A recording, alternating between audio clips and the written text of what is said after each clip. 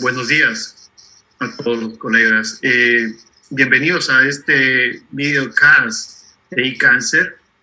La intención es llegar a todos los profesionales de salud que estén involucrados de alguna manera en esta neoplasia o en la prevención de esta neoplasia, con algunas de las informaciones más recientes que existen en relación a cómo prevenir que se desarrolle esta enfermedad.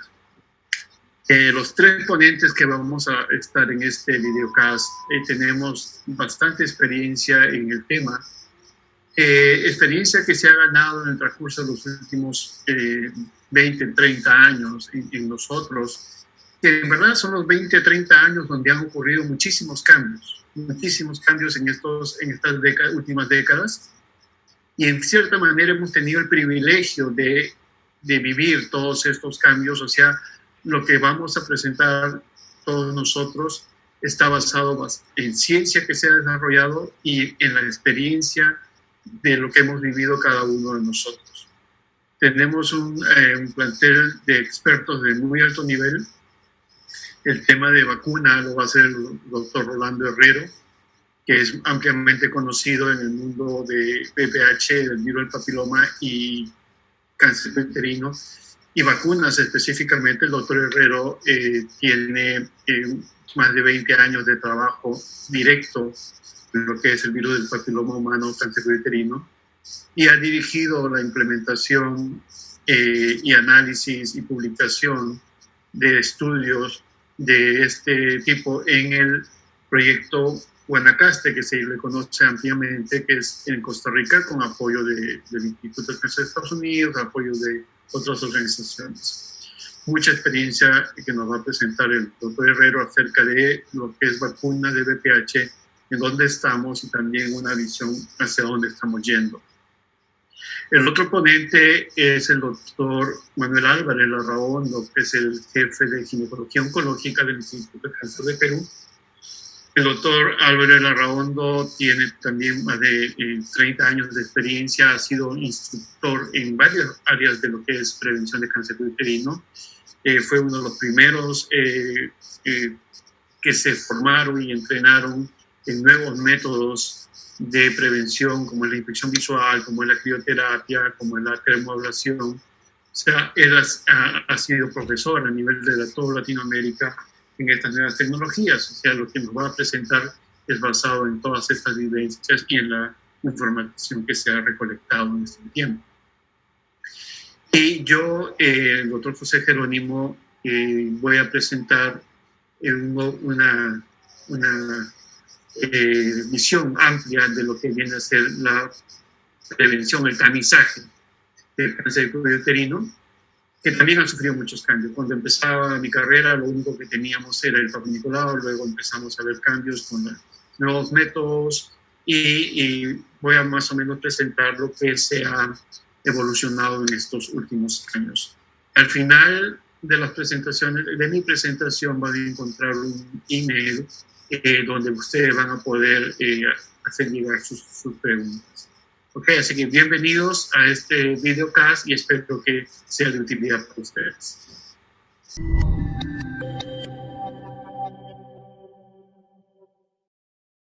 Bueno, muy buenos días. Vamos a hablar hoy sobre el presente y futuro de las vacunas contra el virus de papiloma humano, o el VPH.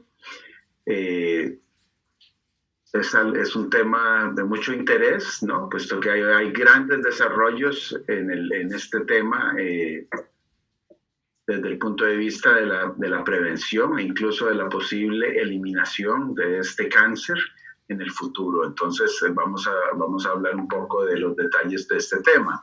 Esta es la fracción atribuible al virus de papiloma y el número de casos que se dan cada año. Vean ustedes, el 100% de los cánceres de cervix, el 88% de los cánceres de ano, un porcentaje de cánceres de la vulva, la vagina y el pene, y un porcentaje variable también de cánceres en la orofaringe, ¿no? Este es un virus que produce cáncer tanto en mujeres como en hombres. Por supuesto, es mucho mayor la afectación de las mujeres por el tema del cáncer de cervix, pero en algunos lugares donde el cáncer de cervix ya está controlado, también está tomando más importancia los cánceres causados por VPH en hombres.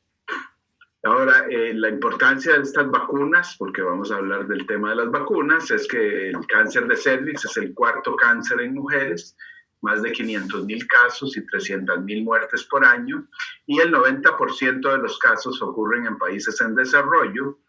Y bueno, por supuesto, como les dije, el virus también causa otros cánceres y el problema es que es muy difícil la implementación del tamizaje en países especialmente en desarrollo, y todavía más ahora con el problema del COVID, cada vez se hace más complicado el tamizaje, entonces la vacunación aparece como una posible solución muy viable, mucho más viable que el tamizaje, que debe ser repetido, etcétera. Tenemos, a la fecha tenemos 3 vacunas. Tenemos la vacuna cuadrivalente, que se llama Gardasil, que tiene 4 tipos, 2 de ellos son los que causan el cáncer, los cánceres, todos los cánceres, la mayoría de los cánceres, y estos 2, el 6 y el 11, que están asociados con verrugas genitales. Existe la vacuna nonavalente, 9 tipos, y además del 16-18 tiene otros 5 tipos que causan el cáncer. Y existe la vacuna bivalente que se llama Cervarix, que tiene solo el 16-18, pero este tiene un adyuvante diferente que produce una respuesta inmune más intensa, y hay algún grado también de protección cruzada contra los otros tipos. Estas vacunas han demostrado eficacia en todos los sitios anatómicos donde se han evaluado. Vean ustedes, esto es la evaluación de Cervarix, la vacuna bivalente. En el cervix, cuando se analizan las cohortes de acuerdo al protocolo, que son las que aparecen en amarillo, es decir, las mujeres que no tenían lesiones, no tenían infección en el momento que recibieron la vacuna, y es casi el 100% de protección contra lesiones precancerosas del cervix. En la vulva, bueno, en este caso solo se evaluó en la cohorte ITT, es cerca del 60% de protección, y en el ano cerca del 90% de protección, y en la cavidad oral también una protección muy alta contra infección. Esto es para la vacuna bivalente. Para la vacuna cuadrivalente lo mismo, se ve para el cervix 100% de protección, para la vulva y la vagina, y para las verrugas genitales, como les decía. Por otro lado, en hombres también se ha visto protección contra lesiones intraepiteliales en el ano, 80%, lesiones en el pene y también verrugas genitales. Esto es el caso de Gardasil, que está dirigido especialmente a los hombres por el tema de las verrugas. Y esto es la protección que se ve cruzada contra tipos diferentes al 16-18, que son los que están incluidos en estas vacunas. Esto es para Cervarix. Vean ustedes que hay una protección bastante importante contra otros tipos, además de los tipos incluidos en la vacuna.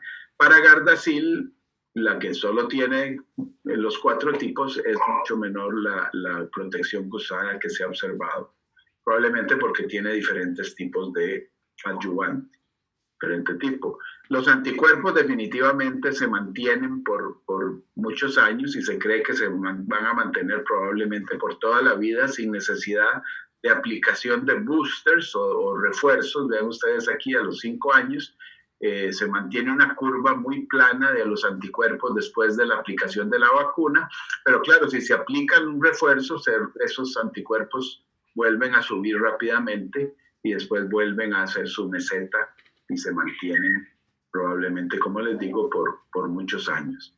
La vacuna nonavalente, como les decía, que tiene esos 9 tipos, 7 tipos de los que causan cerca más del 90% de todos los cánceres de cervix, fue evaluada en un estudio grande y demostraron no inferioridad desde el punto de vista inmunológico contra los tipos que ya estaban en la vacuna Gardasil, y también demostraron eficacia hasta de casi 100% para los tipos nuevos que agregaron a esa vacuna. Es decir, estas vacunas van evolucionando.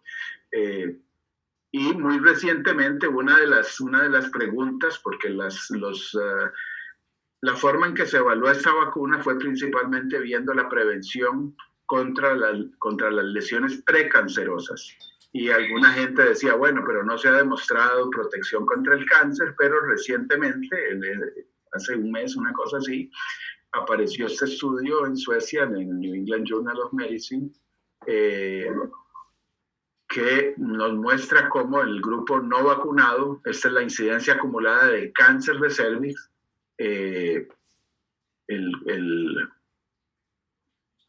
la incidencia a los 30 meses está aquí, y podemos verla comparada con las que se vacunaron, las mujeres vacunadas a los 17 o 30 años y las mujeres vacunadas temprano, que son las que tienen el mayor beneficio, tienen una incidencia de cáncer invasor muchísimo menor. Es decir, esto demuestra también cómo, digamos, lo que faltaba, un poquito de lo que faltaba en cuanto a datos de que sí se va a proteger contra el cáncer invasor, que es, por supuesto, lo más importante, que es lo que causa la muerte, etc.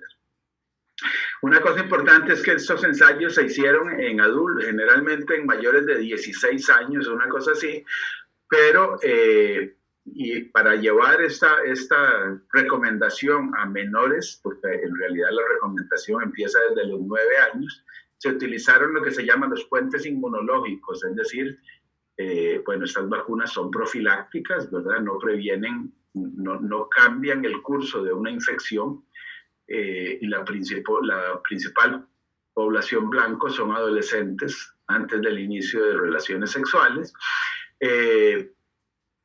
y por supuesto hay alto riesgo de infección después de las relaciones sexuales, pero se demostraron en estos puentes inmunológicos, se demostró que los niveles de anticuerpos que se producen en niñas son tan grandes o más altos, con más intensos, como dice aquí, que los que se observan en adultas. Entonces, eso hizo que se extendiera la recomendación a niñas hasta los 9 años. Por eso es que se puede vacunar hasta los 9, aunque no se había demostrado eficacia contra lesiones en estos grupos. Es un detalle técnico, pero es importante.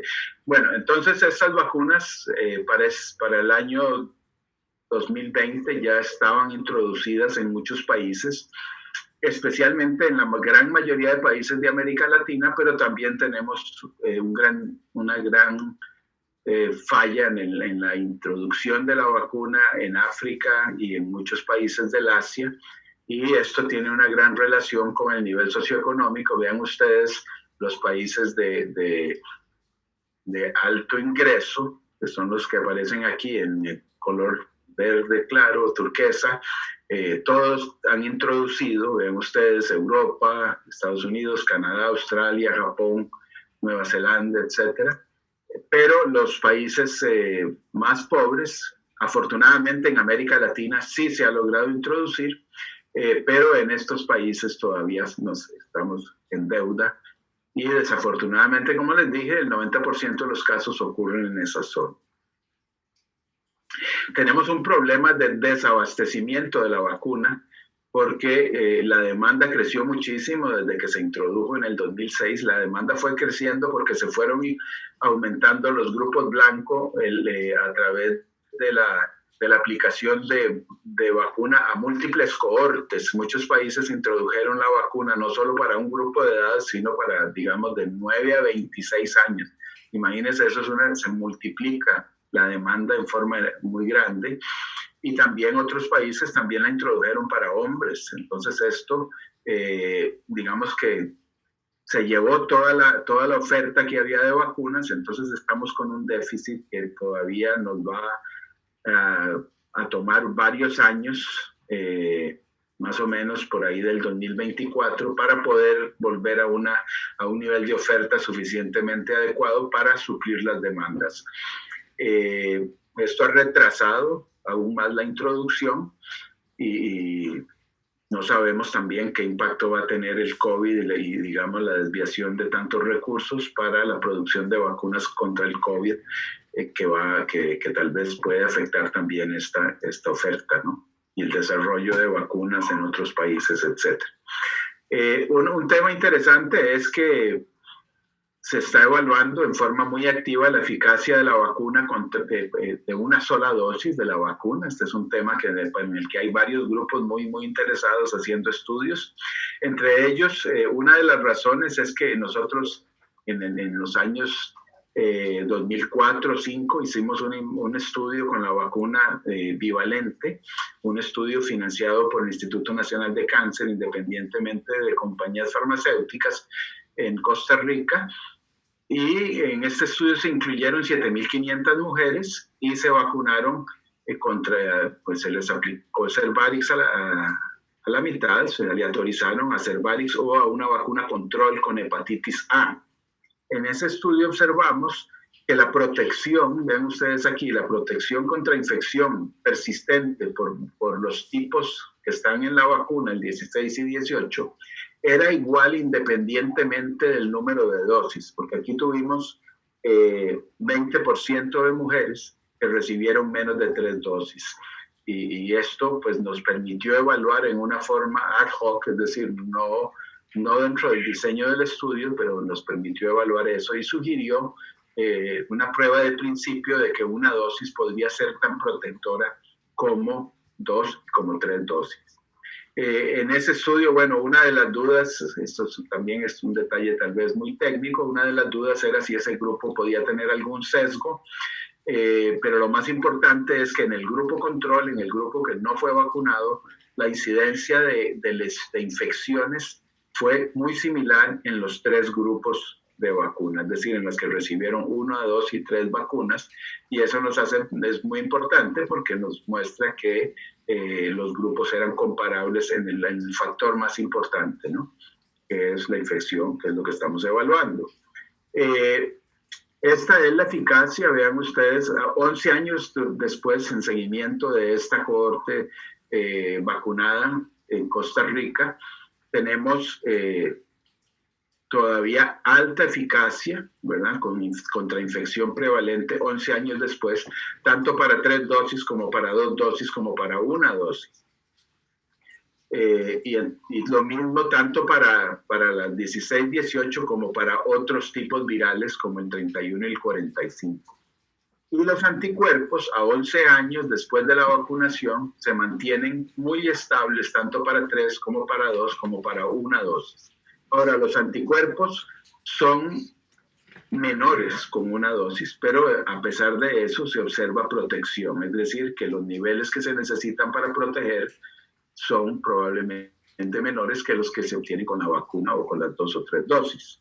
Hay otro estudio en la India que está haciendo la Agencia Internacional de Investigación en Cáncer, donde se vacunaron 17,000 mujeres de 12 a 18 años y por razones, digamos, ajenas a la investigación, porque el gobierno de la India en un momento paró la vacunación por algunos, digamos, quejas que hubo o escándalos que se dieron, algunas muertes de mujeres que no tenían nada que ver con la vacunación, pero que generaron un escándalo a nivel nacional y pararon la vacunación. Entonces esto hizo que en este estudio, que era para evaluar 2 contra 3 dosis, quedaran 5,000 mujeres con 1 dosis, 3,000 con 2 dosis, más bien como 7,000 con 2 dosis, 8,000 y 4,000 con 3 dosis. Y este estudio pues está en seguimiento. Existe un grupo control también que se agregó en esta investigación y se ve cómo hay una reducción muy importante en las infecciones persistentes por 16-18, por el virus VPH 16-18, 28 infecciones en las no vacunadas y muy pocas en las que recibieron 3, 2 y 1 dosis. Esto es con la vacuna Gardasil, es decir, que para ambas vacunas existe evidencia de que 1 dosis es suficiente. Esta es una evaluación que hicimos en el estudio de Costa Rica, entre las mujeres control, entre las que no habían recibido la vacuna, y aquí vimos que los anticuerpos naturales, incluso cuando las mujeres están en los cuartiles más altos de anticuerpos, las mujeres que producen una reacción más fuerte después de una infección natural, tienen una protección. Ven ustedes, aquí hay un 50% de protección o hasta un 70% de protección contra BPH 16 y BPH 18. Y estos niveles son muchísimo menores que los que se producen con una dosis. Esto es lo que hace pensar que el nivel que va a proteger probablemente está entre estos niveles altos de la infección natural y los niveles que produce una dosis.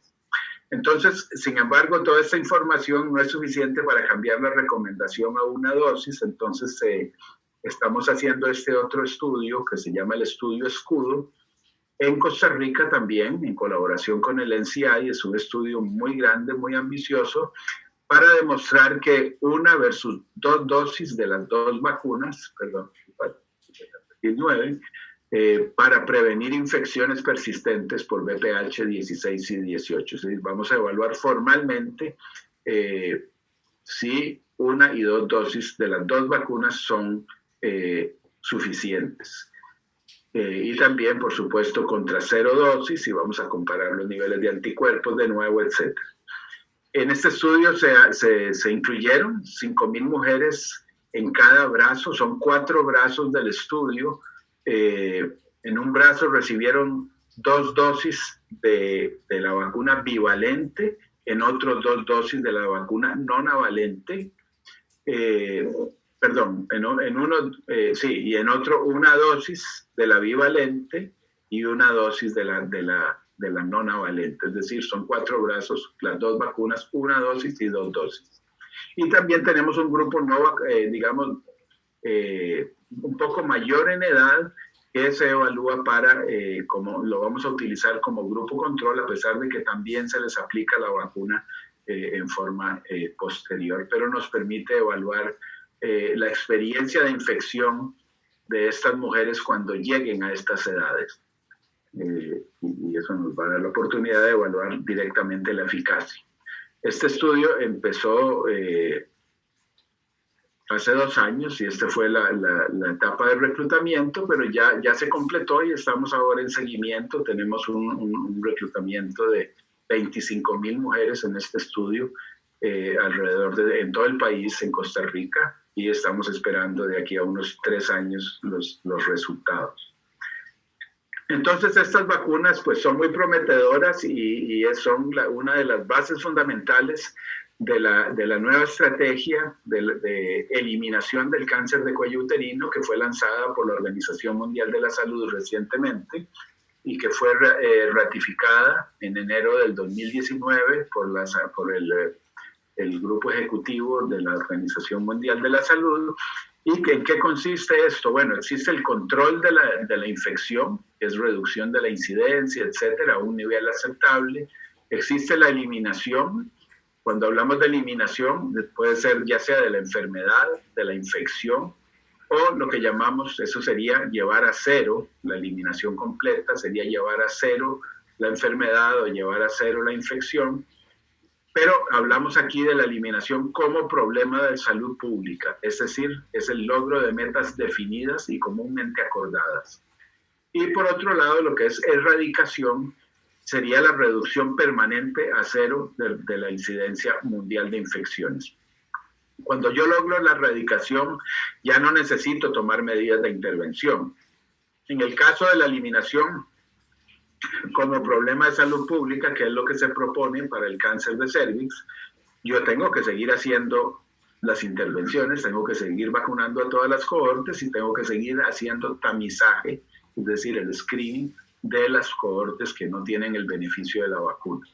Entonces, lo que hablamos, como les digo, es de eliminación como problema de salud pública.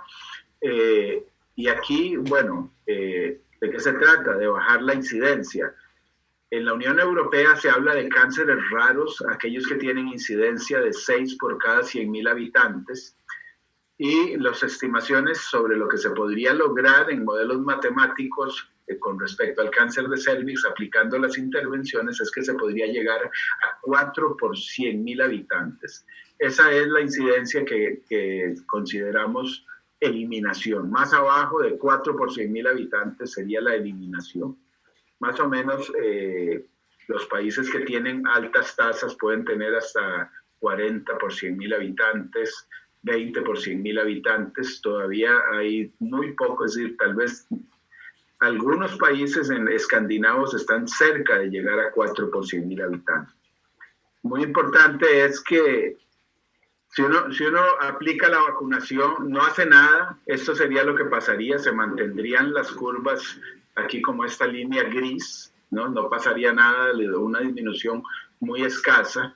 La vacunación tiene digamos, empieza a tener efecto dentro de unos 20 años, una cosa así, digamos, para realmente empezar a tener impacto, y a largo plazo, digamos, imagínense, muchas décadas, ya lograríamos alcanzar los niveles de eliminación como problema de salud pública, que son, digamos, hay una meta, la meta 1 es llevarlo a 4 por 100.000 habitantes, se alcanzaría como en el 2100, y la otra meta es llevarlo a 10, esto se alcanzaría tal vez unos años antes, y esto por supuesto varía por país, dependiendo de dónde empiezan y de la posibilidad de hacer las intervenciones. Pero si además de la vacunación se agrega el tamizaje, que es esta línea azul, se puede lograr una aceleración muy grande para alcanzar este nivel muchos años antes en los países. Muy importante porque la vacunación va a tener un impacto a largo plazo, pero el tamizaje nos acelera ese impacto. En el proceso va a salvar millones de vidas de mujeres que no van a tener el beneficio de la vacunación. Porque recuerden que el beneficio de la vacunación es mucho mayor si se aplica antes del inicio de relaciones sexuales. No hay muy poco beneficio por el momento de la vacunación en mujeres ya más adultas, aunque se está estudiando la posibilidad de también aplicar la vacuna a mujeres de mayor edad para también contribuir en esta aceleración del impacto. Ahora, la recomendación es, para lograr esta meta de menos de 4 por 100.000 mujeres, la recomendación del grupo de la eliminación es vacunar al 90% de las niñas con la vacuna a los 15 años de edad, va a tamizar el 70% de las mujeres con una prueba de alto rendimiento a los 35 y 45 años por lo menos, y de manera que el 90% de las mujeres que se detecten con enfermedad cervical reciban tratamiento y atención clínica. Eso es lo que les traía y pues en conclusión sabemos que las vacunas contra el VPH son altamente eficaces para prevenir infecciones, lesiones precursoras y cáncer, que la vacunación es una parte esencial de la estrategia de eliminación del cáncer de cervix, y también que tenemos evidencia de que una sola dosis de las vacunas es protectora, y esto podría ser muy útil para acelerar la introducción, y estamos en proceso de hacer los estudios necesarios. Muchas gracias.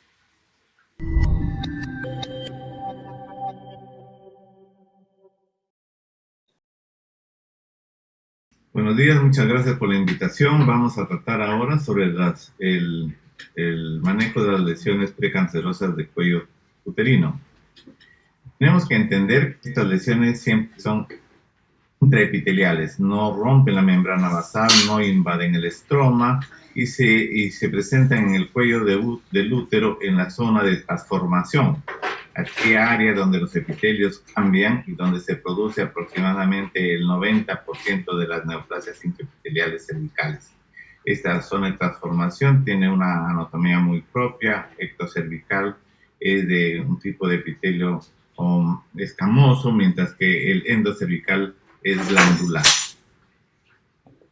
Hay que entender también que el tratamiento de las lesiones precancerosas es diferente, completamente diferente al tratamiento de cáncer de cuello uterino. El tratamiento de las lesiones precancerosas es local, mientras que la del cáncer es radical. Hay que sacar el útero preferentemente. Tenemos que considerar, uno, que hay que tratar la lesión y la zona de transformación. Hay que seleccionar correctamente al paciente, saber a quién le vamos a aplicar crioterapia, con OLIP o con OFRIO.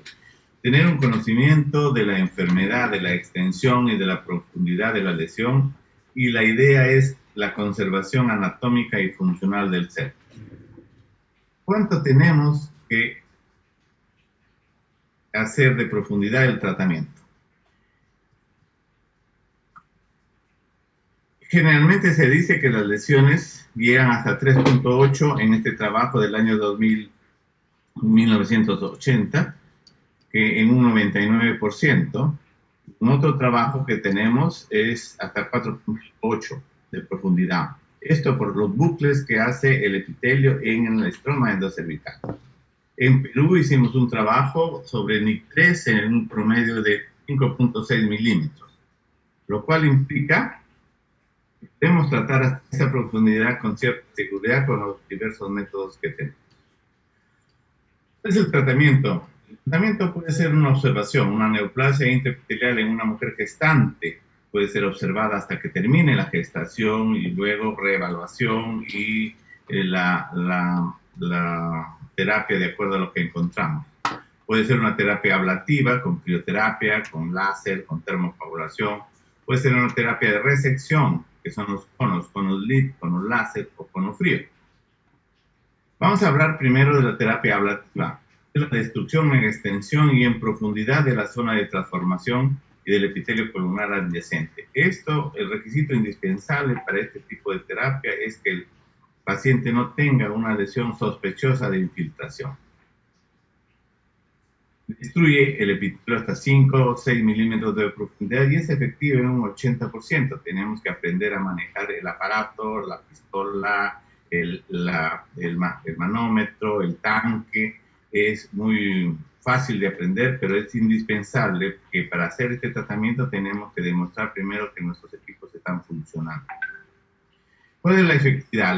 No hay ninguna diferencia cuando uno evalúa la efectividad de un cono láser, de un cono LIP o de una crioterapia. Son muy similares el efecto del tratamiento, de ahí que lo importante es saber seleccionar al paciente.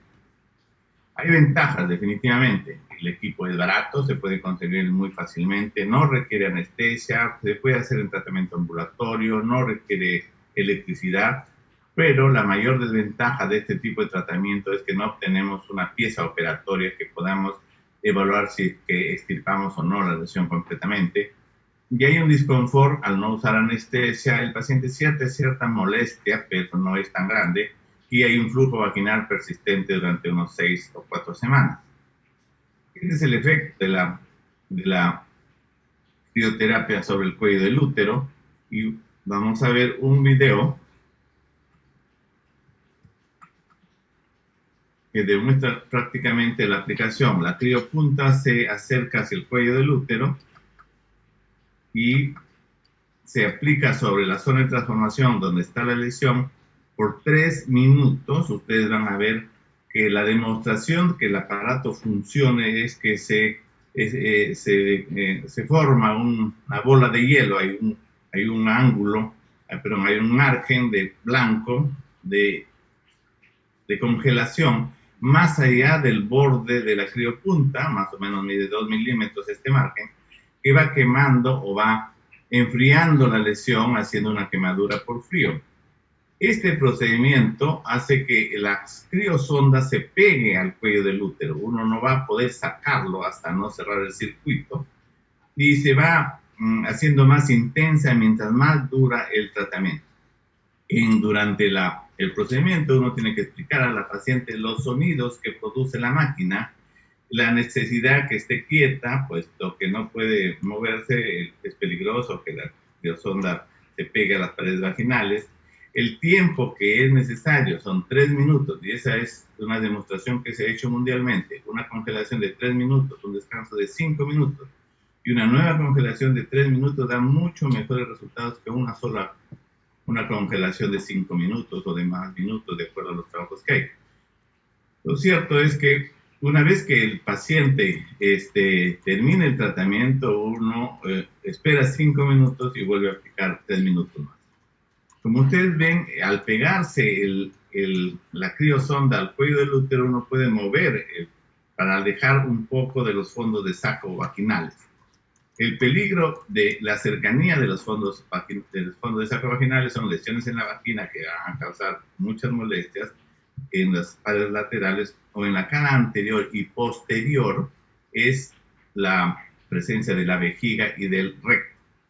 Otro punto importante en este tratamiento es que tiene que ser un cuello protruido. No puede hacerse este tratamiento con cuellos empotrados por el riesgo de lastimar órganos vitales, como hemos mencionado. El tratamiento no causa dolor, es muy fácil de aprender, uno puede aprender esto en 2 o 3 días. Su manejo es preferente en el primer nivel, donde uno puede tratar inmediatamente si es necesario al paciente. Como ya se acercan los 3 minutos, ustedes van a ver que al llegar a los 3 minutos uno cierra el circuito, o sea, deja de presionar el gatillo o invierte la dirección del gatillo, y hay un proceso de calentamiento inmediato de la sonda y uno puede retirar la sonda una vez que ya es fácil retirar cuando está caliente, o sea, cuando llega a la temperatura normal. Esto lo van a ver ahorita y ustedes ven que se disipa el hielo y uno puede retirar la sonda muy bien. Ahí lo tienen. Ese es el aspecto que queda después de una terapia, de esta terapia. ¿Cuáles son las limitaciones? Hay pocas explicaciones claras, hay problemas en la obtención del gas, a veces no se puede obtener en algunos sitios lejanos, usamos el CO2 preferentemente y hay muy pocas zonas de distribución de este tipo de gas, a veces en los interiores de un país, ¿no? Otro punto importante que tenemos que señalar es el uso del termocoagulador. Este método ablativo, que consiste en una sonda que calienta de 100 a 120 grados, es muy antiguo, tiene unos 40 o 50 años, 40 años por lo menos, y su aplicación es mucho más corta. Hay varios tipos de termocoaguladores, hay un portátil que es muy simple de manejar y hay uno que depende de la electricidad, ¿no? Su aplicación es por muy poco tiempo, 40 segundos. Tiene ventajas, todas las ventajas de una terapia ablativa, se usa para cualquier tipo de NIC, para todo tipo de NIC, es tolerado por el paciente, no causa mucha molestia, pero da más molestias que la crioterapia, es ambulatoria, es seguro, no necesitarás, y hasta ahora en muy pocos pacientes se ha requerido anestesia, pero la mayor facilidad que tiene es que no requiere gas. Este es un ejemplo de un termocoagulador, se coloca muy similar a la crioterapia, se compromete la zona de transformación, ahí tienen el resultado final, el efecto después de 40 segundos de aplicación, el tratamiento es muy corto, este es un cuello normal, después de la aplicación de termocoagulación. ¿Cuáles son las complicaciones? Puede haber dolor leve, hay reacciones a veces vasovagales, muy pocas, puede haber quemaduras también de la pared vaginal si uno no aplica bien, hay sangrados en muy pocos pacientes, puede alterar una enfermedad inflamatoria preexistente, o sea, si el paciente tiene enfermedad inflamatoria preexistente, es mejor dar el tratamiento para después aplicar la termocoagulación. Igual pasa con la crioterapia, o también puede provocar una enfermedad pélvica inflamatoria, puede también provocar estenosis cervical. Si es efectivo, hay un trabajo de crioterapia, de termocoagulación, que señalan un 94% de efectividad en la cura del NIC3, ¿no? Acá hay otro trabajo del año 2005 donde menciona 94%. O sea, es efectivo, es fácil de aprender a usar, uno lo puede aprender a usar en 1 o 2 días, ¿no? Pues el entrenamiento consiste primero en carne de animal, pues el pollo o res, ¿no? En conclusión, la terapia ablativa es segura para algún tipo de lesiones precancerosas. Es importante elegir al paciente adecuadamente y es recomendable en un nivel primario de atención. ¿Cuál es la terapia de resección? Resección significa extirpar la lesión y ahí tenemos los conos. Puede ser un cono LIP, un cono láser, un cono frío y en caso extremo la histerectomía, que nosotros no recomendamos como tratamiento inicial para el manejo. El cono LIP. El cono LIP viene a ser la extirpación de la lesión a través de una asa muy pequeña, es muy sencillo, con anestesia local, es ambulatorio, Se obtiene una pieza operatoria que nos va a señalar si fue extirpada completamente la lesión. Permite un buen seguimiento colposcópico en un 75% de casos que la nueva unión escamo-colunar se hace a nivel ectocervical y es relativamente barato. Las ventajas: todas las lesiones sospechosas de NIC o de cáncer. Puede haber un cáncer muy incipiente que uno se le pasó desapercibido, pero que al hacer el ConoLIP uno obtiene el diagnóstico de cáncer en patología y uno puede establecer la terapia después. Anestesia local preserva la conservación, pero puede haber más sangrado, un 8% más o menos, y el tratamiento es un poquito más riguroso. Uno puede hacer un ConoLIP aprendiendo en una semana aproximadamente. Su recomendación es en un segundo nivel de atención. Equipamiento todavía sigue siendo una desventaja en algunas zonas. El otro problema es las lesiones extensas, no se pueden tratar con ConoLIP. Y si es que uno se demora en el paso del asa a través del tejido, puede haber un daño térmico en el borde de sección que no permite una adecuada evaluación. El sangrado, celulitis, estenosis son las complicaciones que puede tener un ConoLIP. Y aquí vamos a mostrarle un video del ConoLIP.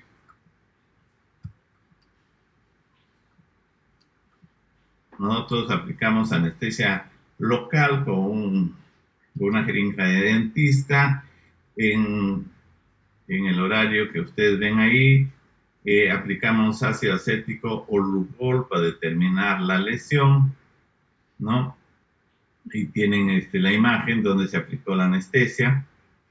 Y luego procedemos, de acuerdo a las medidas de la lesión con las asas respectivas, la extirpación de la lesión en forma continua. Uno no debe detenerse al hacer la extirpación del cono. Ustedes ven que es sencillo de hacer, con la anestesia no causa dolor, y ahí obtenemos el cono y luego nos vamos a los procedimientos de hemostasia, que generalmente pueden ser 3. La primera es la cauterización de los bordes donde está la mucosa y el estroma, que son los que sangran, o de cualquier punto donde hay sangrado a nivel del estroma. Luego se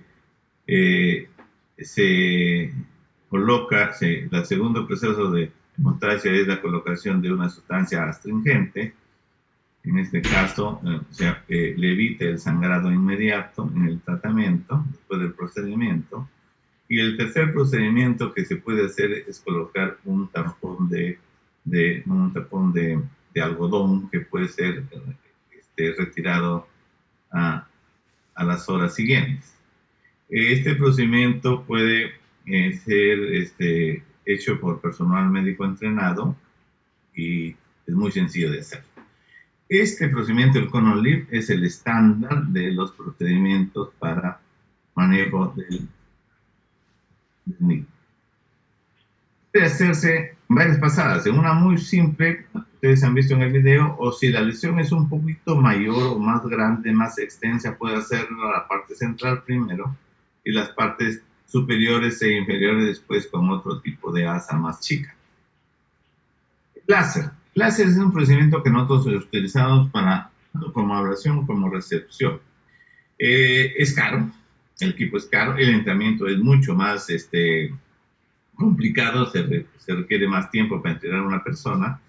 Se obtiene una pieza operatoria cuando se hace un láser y la cauterización es buena y generalmente la zona de transformación se es visible en un 75%. Aquí tienen imágenes de conos. Es muy usado porque es muy caro para países del tercer mundo. El otro procedimiento es el cono frío. El cono frío ya es un procedimiento quirúrgico que requiere anestesia, que requiere evaluación preoperatoria, que requiere una sala de operaciones, que es la resección de la porción del cuello en forma de cono, incluyendo el endocervix y toda la zona de transformación. El tamaño dependerá de la extensión de la lesión, de la edad del paciente. En el tipo de un cono, la idea es con un bisturí extirpar toda la zona de transformación. hasta una profundidad que puede llegar hasta los 2 centímetros. Esta es la técnica quirúrgica, y la reconstrucción del cuello a través de los puntos de Stundorf, que son 4 puntos hemostáticos y que tratan de cubrir el defecto. Ya ustedes lo ven acá, son puntos invaginantes que uno hace para que el epitelio o la mucosa cervical cubra el defecto. ¿Cuándo se hace un cono frío? Cuando no se tiene el equipo de crío o el IP, cuando las zonas de transformación es tipo 3 y el cuello es empotrado, pacientes de edad o sospechas de adenocarcinomas. Entonces toda biopsia de adenocarcinoma tiene que tener un cono frío diagnóstico. La histerectomía, que es cirugía mayor, que da secuelas psicológicas, físicas, que elimina la fertilidad definitivamente y que tiene un costo mayor. Con las opciones del tratamiento con histerectomía. No se debe desarrollar, y esto hay que ser muy claro, como tratamiento inicial para el NIC3. Muchos de nuestros países tenemos como primera opción la histerectomía. Eso no está bien. La primera opción en el manejo de un NIC3 son los conos, o la crioterapia, o el termocoagulador. ¿Cuándo se indica una histerectomía? Cuando hay un margen positivo y las expectativas reproductivas de la mujer están satisfechas. 2, cuando hay una condición coexistente, por ejemplo, fibromatosis uterina más NIC, puede ser histerectomía. Cuando hay un quiste de ovario que uno tiene que extirparlo y la mujer ya tiene sus expectativas reproductivas satisfechas, uno puede hacer tratamiento del quiste de ovario o del tumor de ovario y la histerectomía. O cuando hay una persistencia o recurrencia del NIC. En conclusión, las terapias de resección. Ninguna de estas terapias es superior a otra. La selección debe estar basado en el costo, en el entrenamiento del personal, del recurso humano y en la morbilidad que uno pueda causar. Lo mejor de la terapia de resección es que ofrece un espécimen para estudio histológico que nos permite evaluar si los tratamientos fueron correctos. Y como conclusión del tratamiento de resección, podemos señalar que ninguna técnica es superior a otra. El cono LIV o el cono frío o el cono láser dan los mismos resultados. Lo importante es saber manejar la técnica, escoger la técnica de acuerdo a la presentación de la lesión del paciente, basadas en nuestro entrenamiento, en los costos y en la morbilidad que podamos causar. El tratamiento de escisión o de resección tiene una buena característica que proporciona un espécimen para el estudio de patología y nos puede determinar si es que nuestro tratamiento fue bien hecho y la otra cosa que es recomendable para un segundo nivel de atención. El pronóstico del manejo. Generalmente hay una recurrencia que se señala hasta un 10%. Hay varios datos sobre esto, pero uno tiene que hacer el seguimiento del paciente en los años siguientes para determinar si el manejo ha sido adecuado o no. Este pronóstico dependerá del tamaño de la lesión. Lesiones más grandes tienden a tener mayor recurrencia, del compromiso endocervical, de los márgenes positivos después del tratamiento y de la continuidad del papillomavirus humano después del tratamiento. Eso es lo que yo quería decirle. Muchas gracias.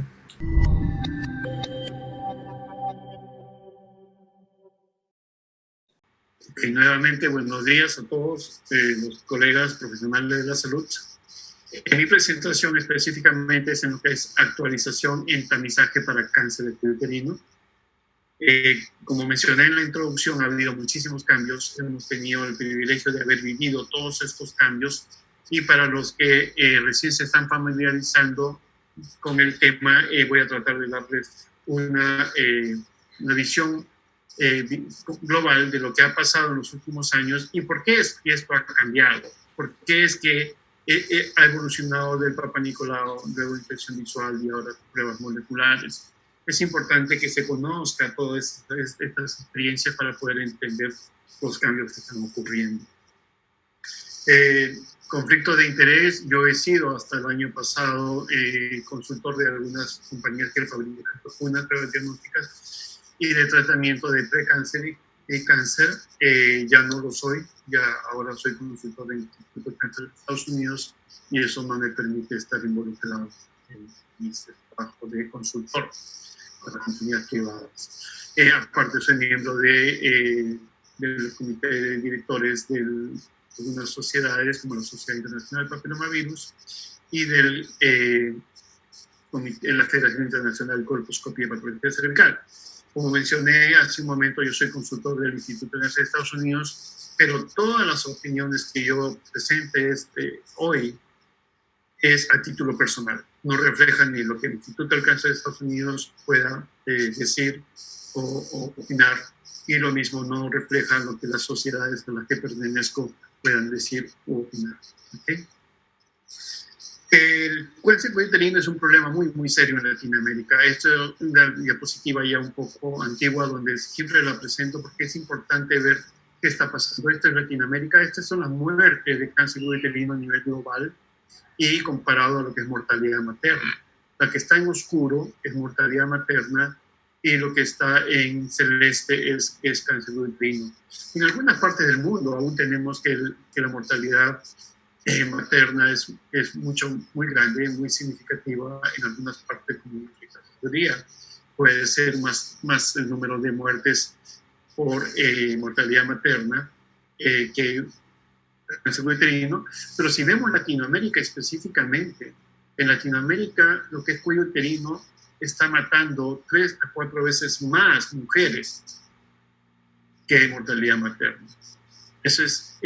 No es aceptable en absoluto. En algunos países estamos viendo hasta más, 5 a 10 veces más muertes por cáncer uterino que mortalidad materna. Eso nos dice que hemos tenido éxito en el control de la mortalidad materna, pero también nos dice que debemos aprender de lo que pasó con mortalidad materna, que hace unos años se decidieron a cambiar estrategias, a cambiar la manera como se estaba manejando eso, y el éxito ha sido muy grande en disminuir esa muerte. Podemos hacer lo mismo con el cáncer de cuello uterino. Especialmente importante ahora, que recuerden hace un par de años atrás, el director general de la Organización Mundial de la Salud lanzó esta campaña mundial para eliminar el sufrimiento por el cáncer uterino. Esta campaña involucró inmediatamente a diversas organizaciones internacionales y se ha comenzado a mirar cuáles son los componentes básicos, primordiales, para que se elimine el cáncer de cuello uterino en el mundo. Y se vinieron con 3 estrategias, ¿no? Una era la vacuna, que lo va a hablar el doctor Herrero. El otro era lo que es tratamiento de cáncer. Y lo otro era incrementar la cobertura del tamizaje y tratamiento de lo que es precáncer, para evitar que se desarrolle esa neoplasia. Y estos temas son los que estamos nosotros tratando también en yo personalmente lo que es el tamizaje, ¿correcto? Esta es la historia natural del cáncer uterino. Sabemos que está relacionado directamente con el virus del papiloma humano.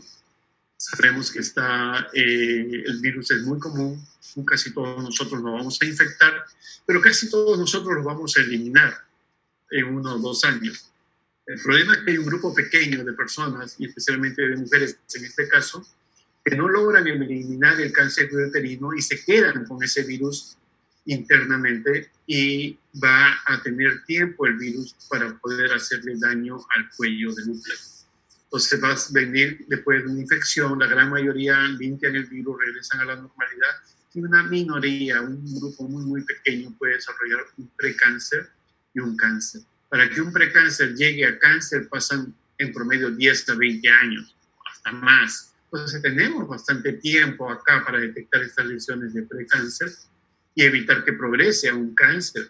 Entonces, mirándolo de otro modo, si detectamos un caso de cáncer invasor, básicamente se puede considerar hasta que es un fracaso de la medicina, porque hemos permitido que esta enfermedad de larga evolución, que es el precáncer, haya llegado a ese estadio. Entonces tenemos que trabajar para detectar rápidamente, tempranamente, y tratar esas lesiones de precáncer. Ahora, este es el modelo ideal de lo que vendría a ser un programa de cómo detectar las lesiones, quiénes tienen las lesiones, qué población, qué mujeres tienen las lesiones o el riesgo de desarrollar estas enfermedades y cómo vamos a hacer para detectarlas, cómo vamos a hacer para evaluarlas y luego tratar, ¿correcto? Entonces, esto en amarillo acá representa la población general. De cada 100 mujeres que tenemos, más o menos vamos a encontrar un porcentaje que pueden ser muy pequeño, 1 o 2 mujeres que tienen cáncer. Acá lo hemos representado un poco más grande para que sea más fácil de explicar, pero lo importante es que solo una minoría de mujeres en la población general están teniendo en este momento una lesión que es un precáncer y tenemos que ir a buscar. Correcto, para eso tenemos que introducir una prueba de tamizaje, una prueba de screening que nos permita detectar en el escenario ideal a todas estas mujeres que están en azul, que están desarrollando un precáncer, a todas ellas tendríamos que tener una prueba con una alta sensibilidad que nos permita encontrar a estas mujeres. Y el otro grupo disminuye, mujeres que no tienen enfermedad, debería disminuir. Sabemos que cuando hacemos la primera prueba, lo que queremos es detectar a las que tienen enfermedad, pero también van a venir allí mujeres que salieron positivas en la primera prueba, pero que no tienen neoplasia o no tienen precáncer en este momento. Entonces tenemos que introducir una segunda prueba para poder separar quiénes en realidad tienen enfermedad, y eso se llama un triaje. Se hace primero un tamizaje primario, las que salen positivas pasan a un triaje y las que salen positivas en el triaje se les puede tratar. En el escenario ideal queremos capturar o captar o detectar todas aquellas mujeres que tienen enfermedad y no incluir allí a las que no tienen enfermedad. Entonces, lo importante es que la primera prueba tiene que detectar a la mayoría de las mujeres, eso se llama una alta sensibilidad, y el triaje o segunda prueba lo que hace es sacar de este grupo a las que no tienen enfermedad y solo dejarnos a las que sí tienen enfermedad. ¿Correcto? Entonces, acá en esta segunda prueba el riesgo más grande es esa pérdida de sensibilidad. El momento de separar, como se dice, la paja de trigo, de separar a las mujeres que tienen un precáncer y que no tienen precáncer, en esta separación, que es la segunda etapa, podemos perder casos y no detectar casos. Hay que tener mucho cuidado con esta segunda. Y a que llega en este punto, entonces se lo dejamos. Entonces, para resumir los requisitos de prueba, de cualquier prueba para tamizaje primario, que sea muy alta en la sensibilidad, idealmente que tenga una alta especificidad. ¿Qué significa? Que sea capaz de detectar quienes no tienen enfermedad. El problema es que habitualmente la sensibilidad y la especificidad es como una balanza.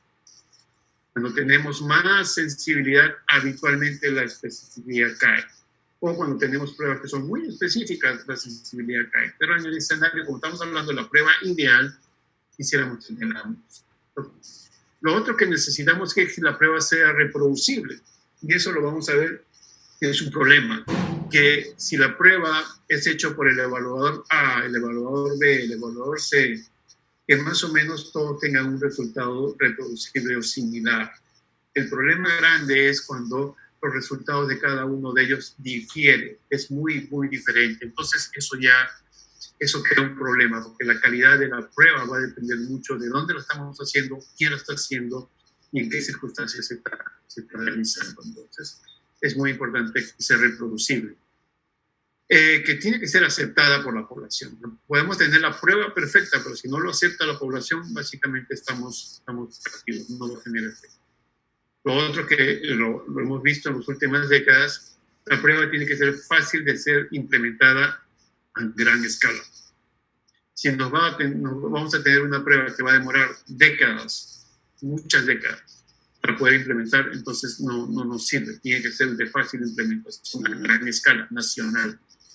Y idealmente también económica. Vamos a mirar luego que la parte económica puede ser hasta percibido de diferentes maneras. ¿Por qué? Porque puede ser económica en apariencia. Me cuesta poquito esta prueba, pero los resultados que me da esa prueba aparentemente económica no son tan buenos y al final cuando juntamos todo de cuánto estamos gastando por cada caso detectado y tratado, vemos que en verdad la prueba aparentemente económica no lo fue. Hemos trabajado muchos años, miren ustedes, más de 50, más de 60 años desde que se introdujo la prueba del Papa Nicolau, el doctor Papa Nicolau, y vemos que han habido muchos cambios en los últimos años. Miren ustedes que los grandes cambios han sido en los últimos 20 años, básicamente, 30 años, los grandes cambios que han venido acá. ¿Y por qué han venido esos cambios? Porque el Papa Nicolau por mucho tiempo se pensó de que era una prueba altamente sensible, que era muy buena, que sí detectaba la mayoría de los casos, pero luego nos chocamos con la realidad de que vimos que el Papa Nicolau, incluso en los laboratorios de muy buena calidad, con buen control de calidad y un trabajo muy profesional, vemos que en promedio solo detecta la mitad de los casos. De cada 2 mujeres que tienen ya una lesión de precáncer, detecta una, y a la otra ustedes le van a decir, señora, señorita, vaya a su casa tranquila, usted no tiene nada, su Papa Nicolau salió negativo, y en realidad ya tiene algo allí. Entonces, ese es el problema con la citología, con el Papa Nicolau. La manera de que funcionó es que se repetía periódicamente, es más, se hacía cada año de por vida, y eso es un costo, eso cuesta. Eso no es gratis. Y aparte de lo tedioso que cada una mujer venga a sus exámenes pélvicos y todo este proceso tan engorroso, entonces no es una prueba de alta sensibilidad. No es. El otro problema que tenemos con el Papa Nicolau es que es muy variable. La calidad del Papa Nicolau, o sea, lo que nos reportan como Papa Nicolau positivo o negativo, es muy variable de evaluador a evaluador, de citólogo a citólogo o de patólogo a patólogo. Entonces, lo que puede ser reportado como positivo por un colega puede ser reportado como negativo por el otro colega. No es muy reproducible. Y eso ya es un problema grande. Es más, si el Papa Nicolau fuera inventado hoy, 2020, no sería aprobado por ninguna agencia regulatoria porque su sensibilidad es bastante pobre. Los estándares que tenemos ahora para aprobar pruebas diagnósticas son bastante altos, son bastante rígidos en cuanto a calidad, y el Papa Nicolau con una sensibilidad que en promedio puede estar alrededor del 50%, si no es menos, sería prácticamente imposible que sea aprobado. Pero lo hemos usado porque eso hemos heredado de hace décadas, ¿correcto? Décadas donde han habido muchos cambios. Estos eran mirando, si ustedes van al internet, qué teléfonos habían disponibles en los años 40, cuando se inventó el Papa Nicolau, y qué teléfonos tenemos ahora, y los carros cómo han evolucionado. Toda la tecnología ha cambiado, toda la tecnología ha evolucionado, y es de esperarse que en estos años tengamos la oportunidad, con esos avances, de tener pruebas mucho más sensibles que el Papa Nicolau. Lo que pasa es que a veces es difícil cambiar lo que tenemos heredado de generaciones, de que el Papa Nicolau es infalible, pero hemos visto que todo ha cambiado. Prácticamente todo lo que tenemos en nuestra vida ha cambiado de lo que era la época en los 40 o 50, cuando se inventó el Papa Nicolau, a lo que tenemos ahora. Todo prácticamente. Lo único que seguimos insistiendo es en algo que es el Papa Nicolau, que ya ha demostrado que no es bueno, ¿no? Entonces, tener pobre sensibilidad, pobre reproducibilidad, involucra muchos pasos, desde que se toma la muestra, se fija, se envía al laboratorio, se tiñe, se lee, muchísimos pasos, y cada uno de esos pasos puede ser, tener errores. Pero incluso, si tomamos control de cada uno de estos pasos y lo hacemos de la manera perfecta, aún estamos detectando claros casos. ¿Okay? Es difícil implementar a gran escala, eso ya lo hemos vivido, hemos visto que en países en desarrollo prácticamente ha sido imposible tener una buena cobertura del Papa Nicolau por todos estos problemas de infraestructura. Es aparentemente económico, pero no lo es. Como mencionaba hace un rato, nos puede ser percibido, el Papa Nicolau, una lámina nada más, una pequeña espátula que cuestan centavos, el alcohol que no cuesta casi nada, lo enviamos, las tinciones. Pero si ponemos todo eso junto, lo comenzamos a sumar y le añadimos de que solo vamos a detectar una minoría de los casos, entonces no es una prueba económica, nos cuesta cara eso, en realidad. Y el otro es que requiere un examen pélvico. La mujer tiene que ir a su chequeo para que le hagan su examen pélvico, ¿no? Bueno, eso ya lo hemos mencionado. Entonces, luego, con el tiempo, en los 90s, vino este tema de la intuición visual con ácido acético. Yo era bastante incrédulo en relación a esto cuando nos entrenaron en intuición visual, pero sí, era interesante ver cómo podíamos hacer algo con esto. Hubo mucho entusiasmo. Básicamente, la intuición visual con ácido acético consiste en usar el ácido acético al 5%, que es el vinagre, aplicarlo en el cuello durante 1 minuto y ver si el cuello cambia de color. ¿Okay? Es básicamente una colposcopía sin colposcopio, solamente con el ojo, sin lentes, ¿okay? sin ningún aparato. ¿Okay? Entonces, lo que buscamos en esto de acá es, este es el cuello uterino antes del ácido acético del vinagre y esto es después del vinagre.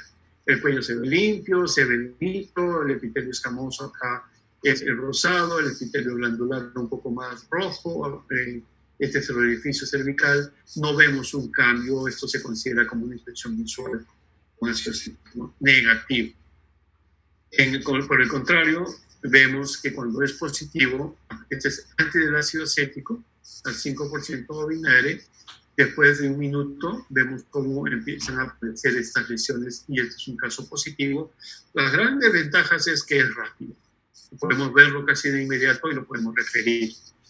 El problema con la intuición visual con ácido acético y también con la colposcopía es que siempre hemos asumido de que los cambios visuales en el cuello uterino siguen los mismos patrones o siguen la misma progresión de lo que es un cuello normal, un cuello con un precáncer, un cuello con cáncer. Asumimos que va a ser normal, no vamos a ver nada, va a tener un precáncer, vamos a ver algo de epitelio blanco y luego vamos a poder ver un cáncer con todos sus cambios ya más groseros, ¿no?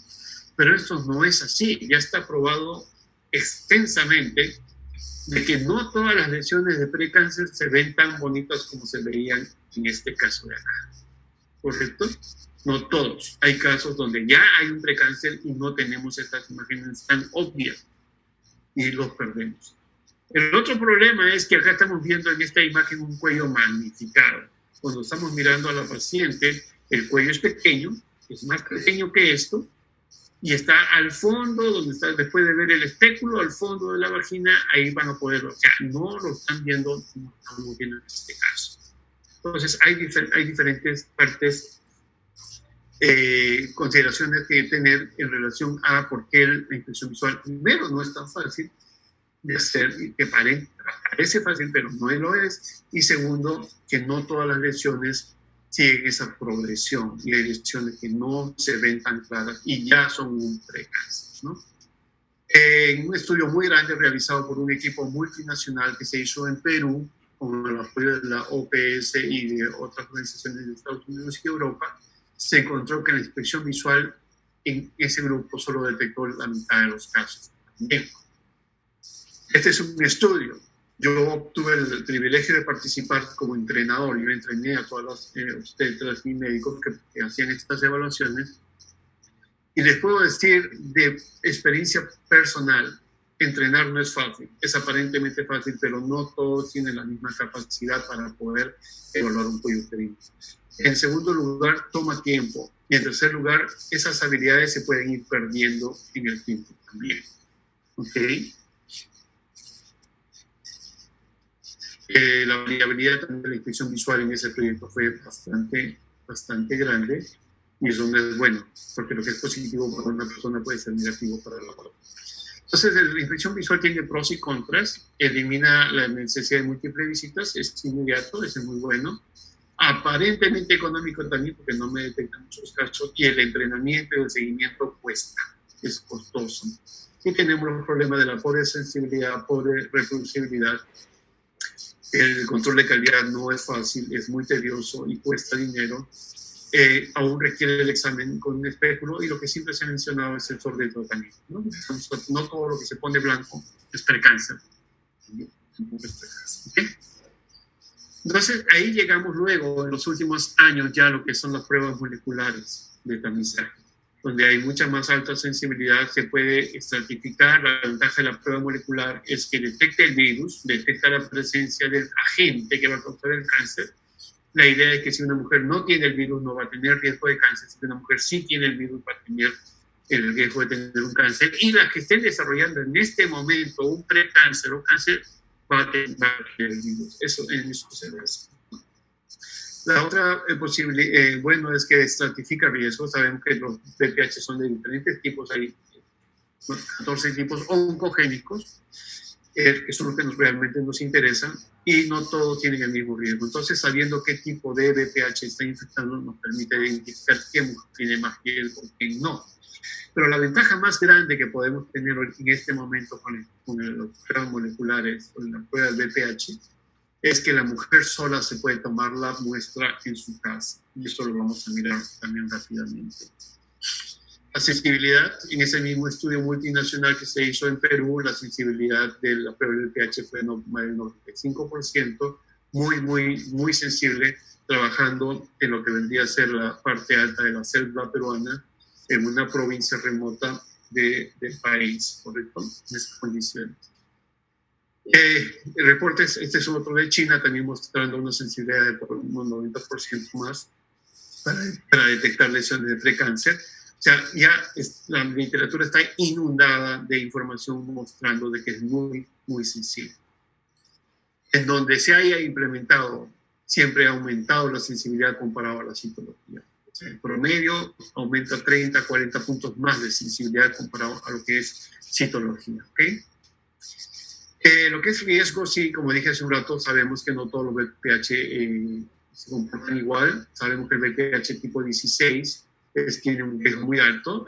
Cuando comparamos tabaco, quien fuma o no fuma, el riesgo de enfermedades, el riesgo de cáncer es de 8, se dice.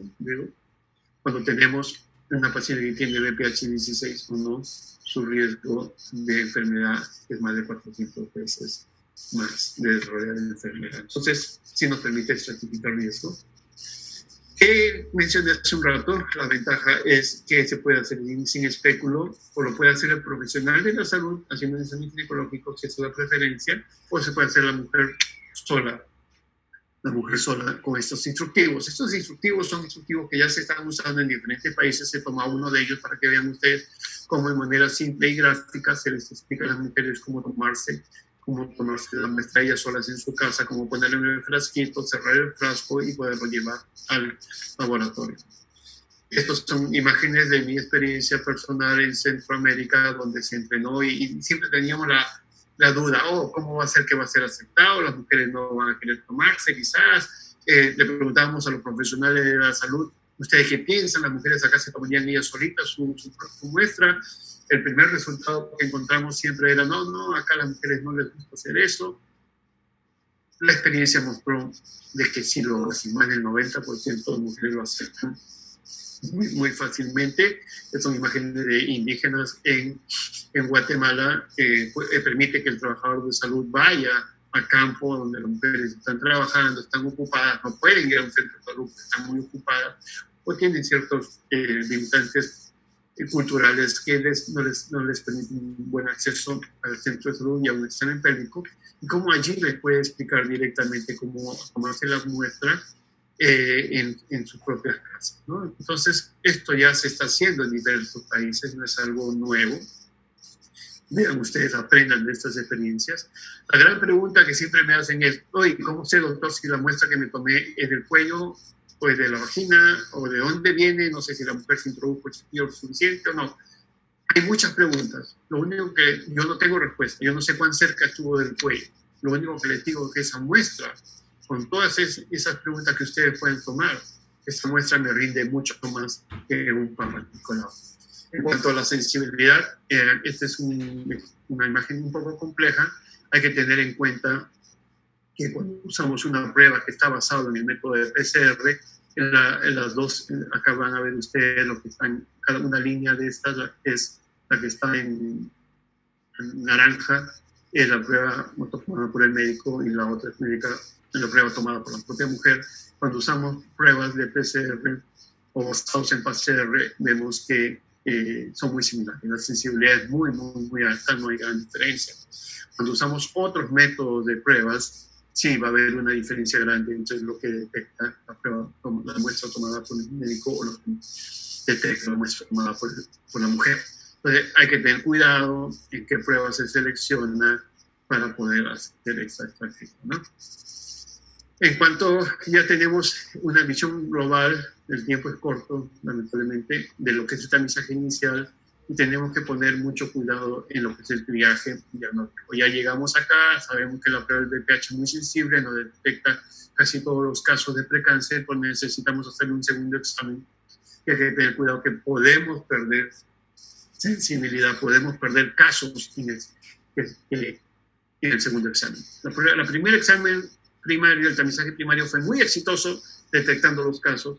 El tamizaje secundario nos hace perder estos casos. Y en el caso, lo que se ha hablado mucho es en cuanto a la inspección visual. Vemos que a la inspección visual puede añadir una pérdida de casos si se usa como triaje, ¿no? Entonces eso se está evaluando, pero ya de lo que tenemos acá, todos los casos, la inspección visual fácilmente puede perder la mitad nuevamente de ellos. ¿Okay? Lo otro sería la genotipificación. Se están evaluando diferentes métodos. No hay un método perfecto de triaje, aún se están evaluando. Hay que tener mucho cuidado en cualquier método que se use. La tipificación puede ayudar un poco para ver qué mujeres están con los virus más agresivos y necesitan un examen mucho más agresivo, también con colposcopía o biopsia o tratamiento directamente, dependiendo de las circunstancias, y que mujeres tienen un riesgo un poco menor, ¿no? Últimamente se ha añadido lo que es inteligencia artificial. Esto es lo que yo estoy colaborando con el Instituto del Cáncer acá en Estados Unidos. El grupo que trabaja esto ya publicó sus experiencias donde se hace primero la prueba del VPH y luego se aplica la inteligencia artificial en diferentes pasos.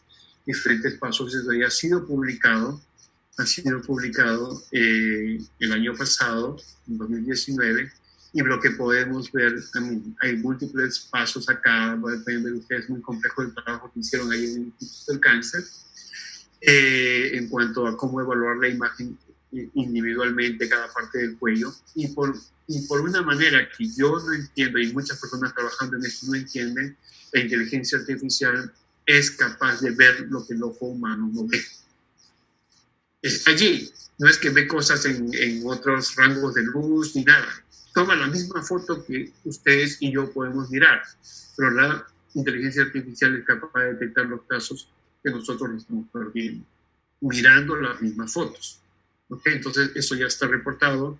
Vemos acá que la instrucción visual, que lo que se llama AVE en inglés, que la evaluación automática detecta mucho mejor que lo que la celulografía, citología, líquida, prueba de pH, todas estas pruebas adicionales, lo que es inteligencia artificial está detectando mucho mejor. ¿Okay? El tiempo es corto, he tratado de darles una visión panorámica de lo que es este problema. El tiempo es corto, he tratado de darles una visión panorámica de lo que ha ocurrido con lo que es tamizaje, donde estamos en este momento. Van a haber más cambios, eso ténganlo por seguro. Lo importante es que tengan claro de que las pruebas moleculares son lo que ahora nos están dando mucho más información para prevenir esta enfermedad. Si tienen preguntas, acá está el email, en esta diapositiva en la base está el email al que me pueden contactar con cualquier pregunta. Y recordarles que cada 4 de marzo de cada año es el Día Internacional de Concientización del VPH. Este 4 de marzo de 2021 se va a realizar. Si hay interés, puede ingresar a buscar esta página del papilomavirus y participar. Hay materiales que pueden ustedes ver allí. Lo importante es que la gente vea de que este es un virus de que nos está atacando. Es un virus que podemos prevenirlo muy fácilmente, ¿no? Entonces, muchas gracias y espero les haya sido de provecho.